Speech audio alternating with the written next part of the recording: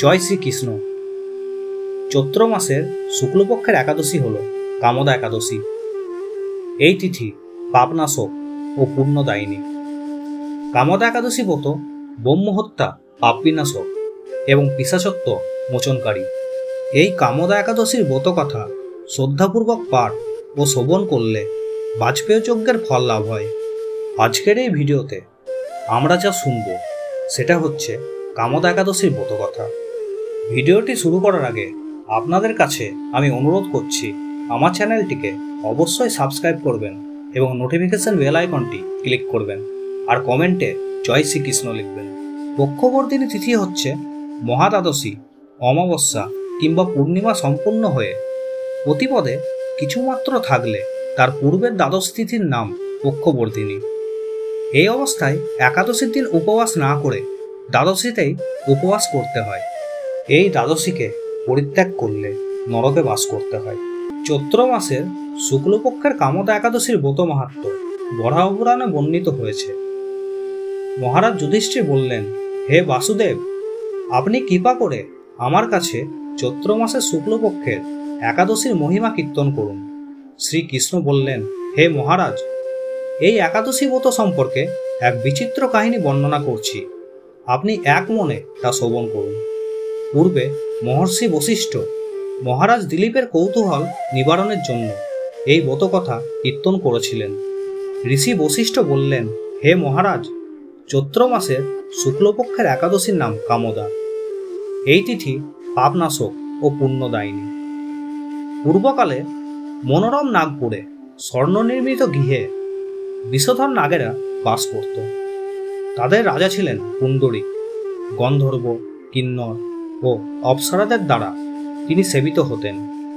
সেই পুরী মধ্যে অপ্সরা শ্রেষ্ঠ ললিতা ও ললিত নামে গন্ধর্ব স্বামী স্ত্রী রূপে ঐশ্বর্যপূর্ণ এক গৃহে পরম সুখে দিন যাপন করত। একদিন পুণ্ডরীকের রাজসভায় ললিতাকে গান করছিল। এমন সময় ললিতার কথা তার মনে পড়ল। তার ফলে সঙ্গীতের স্বর, লয়, তাল ও মানের বিপর্যয় ঘটল।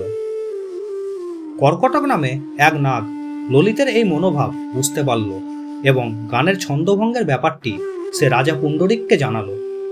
এই কথা শুনে মহারাজ ক্রোধিত হয়ে কামাতুর ললিতকে, রে দুর্মতি, তুমি রাক্ষস হও বলে অভিশাপ দান করল। সঙ্গে সঙ্গে সেই ললিত ভয়ঙ্কর রাক্ষস মূর্তি ধারণ করল।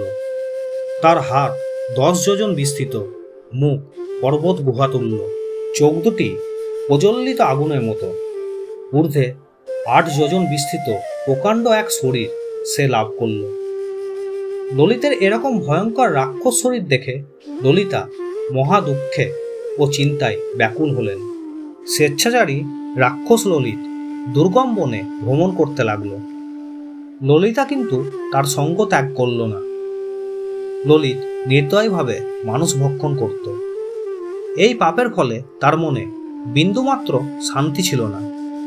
পতির এই দুরাবস্থা দেখে ব্যথিত চিত্তে রোদন করতে করতে ললিতা গভীর বনে প্রবেশ করল।